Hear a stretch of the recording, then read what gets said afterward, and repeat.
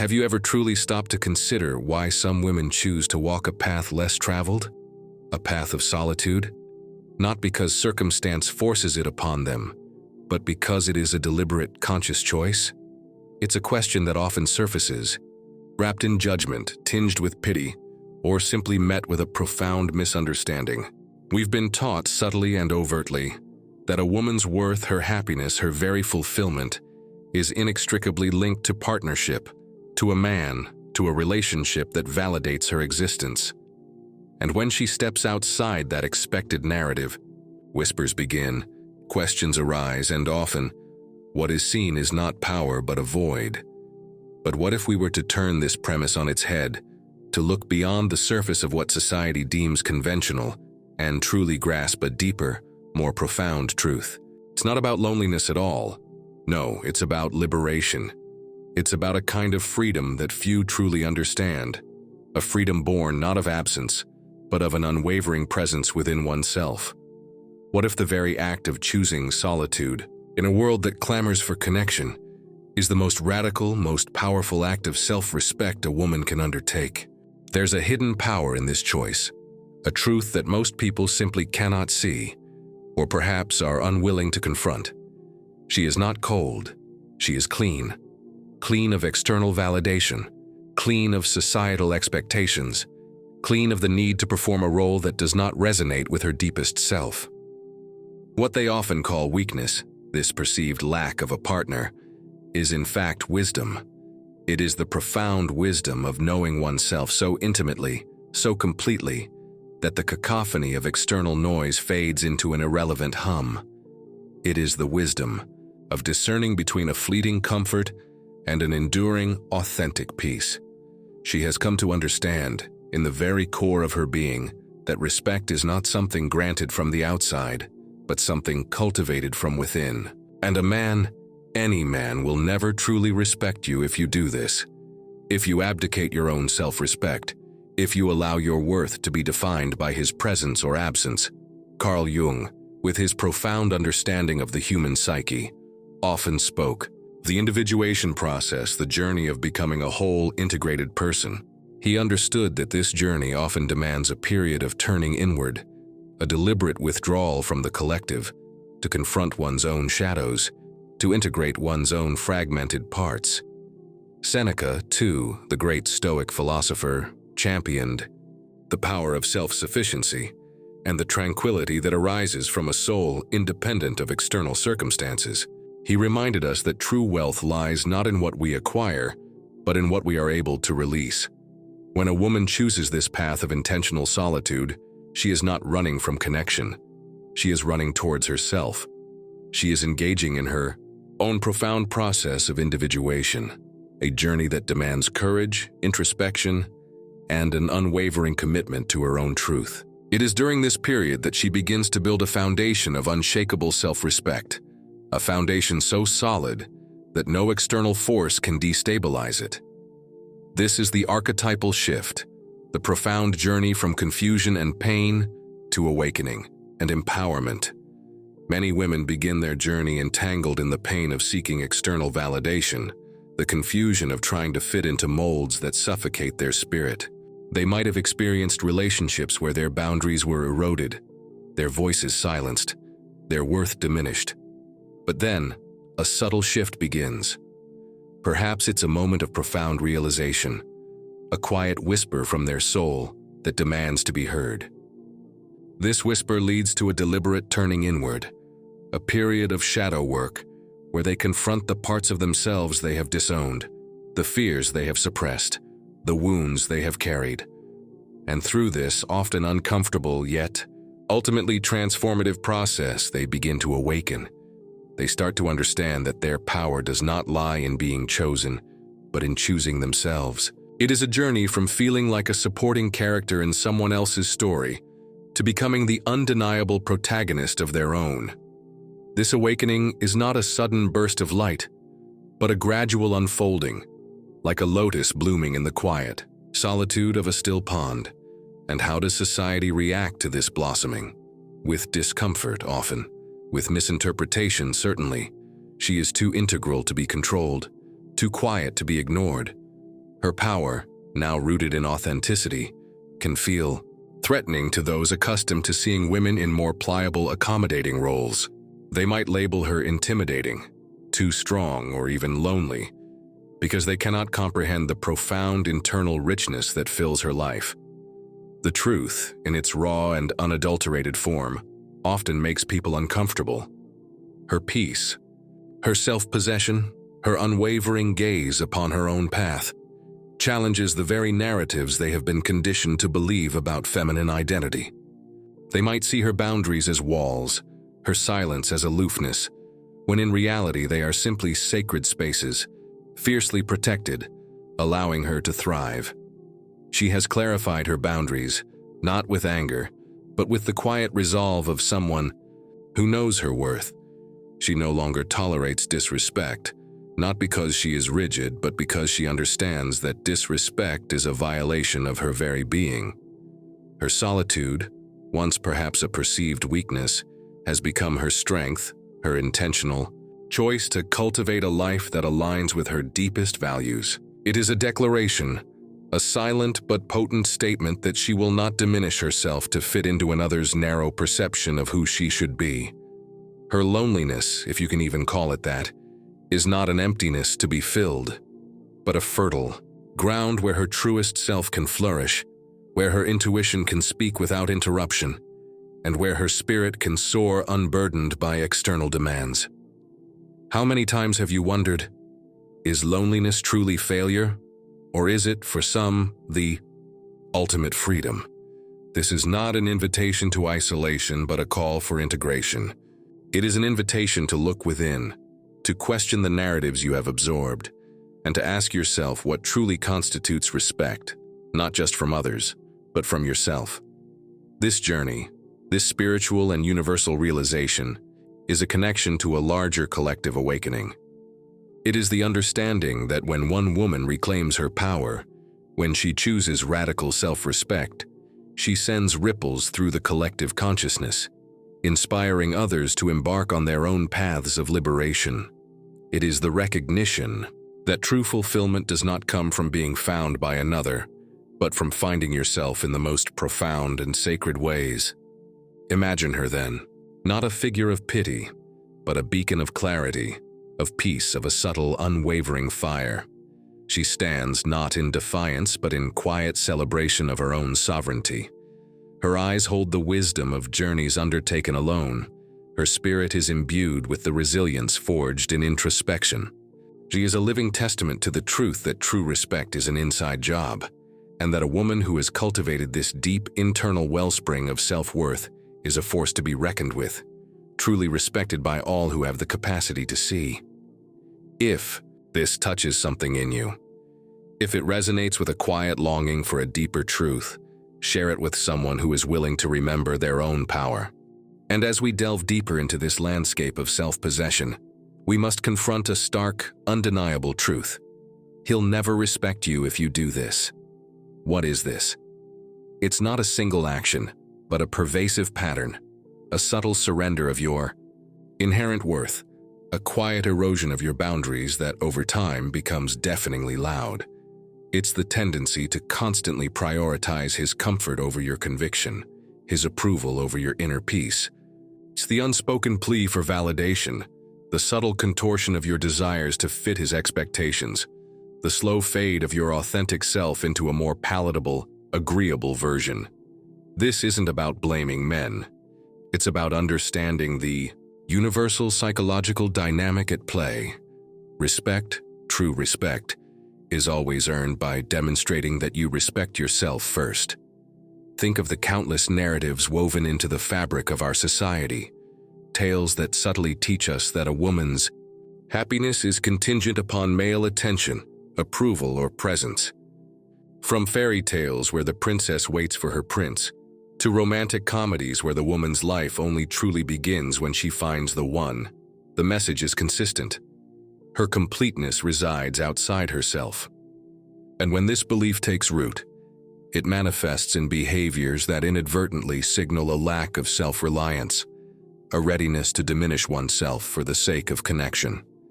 This isn't a conscious manipulation on his part, but a natural human response to perceived weakness. Jungian psychology, with its emphasis on the shadow and the anima to animus, suggests that we are drawn to those who reflect parts of ourselves or who embody qualities we lack. If we project our own worth onto another, we essentially hand over the keys to our inner kingdom, and very few people, regardless of gender, can resist the temptation to rule it once given such power. The profound philosophical underpinnings of this truth are ancient, echoing through the wisdom of sages like Seneca. He would tell us that true power lies in inner freedom, in being unmoved by external forces, whether they be praise or criticism, presence or absence. When you find yourself constantly adjusting your sail to catch his wind, you lose sight of your own compass. You become a ship adrift, and no sailor, however skilled, truly respects a vessel without a clear destination of its own. It's the same principle applied to human relationships. A man respects a woman who is a sovereign entity, not a satellite orbiting his world. He respects a woman who knows her own mind, cherishes her own company, and stands firm in her values, even if those values sometimes lead to a divergence of paths. This isn't about being unyielding or stubborn. It's about being rooted. Consider the archetypal shift we discussed earlier, the journey from pain to empowerment. For many women, this journey involves untangling themselves from the invisible threads of neediness, not raw, survival neediness, but the insidious emotional kind that seeks to fill an internal void with external validation. This emotional neediness, often masquerading as love or devotion, is the primary culprit in eroding self-respect. When you need him to make you feel whole, beautiful, or worthy, you grant him immense power over your emotional state. This isn't a judgment. It's an observation born from profound psychological truths. This journey then becomes a profound act of reclamation, retrieving fragments of yourself that were given away in the hope of securing external approval.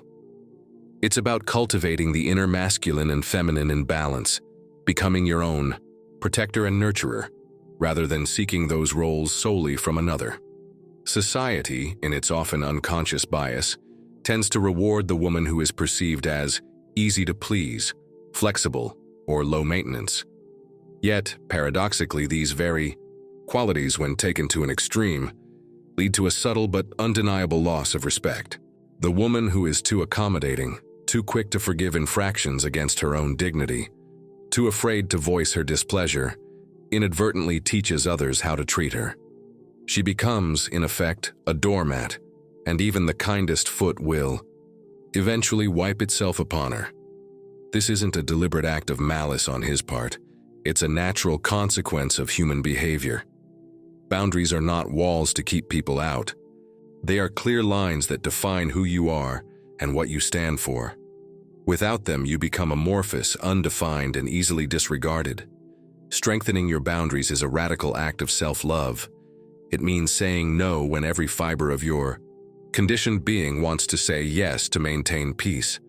It means walking away from situations that diminish you, even if that walk feels lonely at first. It means valuing your time, your energy, and your emotional well-being above all else. Imagine her, the woman who has cultivated this strength. Her solitude isn't a void, it's a sanctuary. Her intentional quietness is not a lack of interest, it's a profound connection to her inner world. She has learned that loneliness, in its truest sense, is not the absence of others, but the absence of self. And when she fully inhabits herself, when she becomes her own unwavering companion, she radiates an aura of self-respect that is undeniable. This journey is an invitation for integration within your own being. How many times have you put someone else's feelings before your own genuine distress? How often have you swallowed words of truth to avoid conflict? This is not about becoming hardened or unfeeling, but about becoming fiercely discerning.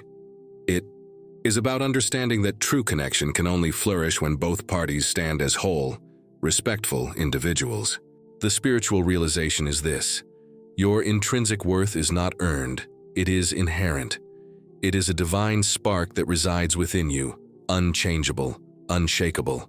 And when you treat that spark with the reverence it deserves, When you refuse to dim your light for anyone, you embody a truth that resonates with the deepest parts of others. The final vision, then, is not of a woman who is unapproachable or isolated, but one who is magnetic in her authenticity. She doesn't chase, she attracts. She doesn't beg for respect. She commands it simply by being herself. Her presence is a quiet force, her gaze steady, her spirit unyielding in its commitment to her own truth. She understands that the deepest, most enduring forms of love and partnership are built on a foundation of mutual respect, a respect that begins with the unwavering esteem she holds for herself. And in that profound self-respect, she becomes a woman whom no man can truly disrespect, because she will simply not allow it. If this resonates with the quiet stirrings of your own soul, if it ignites a spark of recognition within you, share it with another woman who is ready to remember the power of her own sovereign self. This brings us to the profound paradox of connection and the often misunderstood nature of true intimacy. Many believe that to be deeply connected, you must open yourself completely, perhaps even to the point of vulnerability that leaves you exposed. But Carl Jung, in his intricate exploration of the psyche, would argue that true connection doesn't happen when you lose yourself in another, but when two whole, individuated beings meet. He'd warn against the kind of emotional merging, where one person's identity dissolves into the other, stating that such a union, while seemingly intimate, ultimately leads to a loss of respect. He'll never respect you if you do this. If you consistently allow your individual flame to be overshadowed by his, if you constantly seek to reflect his light instead of burning brightly with your own. This isn't a cold, calculated strategy. It's a fundamental truth about human psychology. When you constantly adapt, constantly strive to be what you think he desires, you inadvertently project an image of someone without a core, without a solid sense of self. And a man, like any human being, consciously or unconsciously, struggles to respect what appears to be amorphous without boundaries or a strong inner directive. Seneca, with his unflinching gaze at self-mastery, would perhaps frame it thus: if you wish to be loved, love. But in this context, it translates to, if you wish to be respected, respect yourself first. This self-respect isn't about arrogance or superiority. It's about a quiet, unwavering recognition of your inherent worth, a refusal to compromise your values or dim your light for the sake of external acceptance.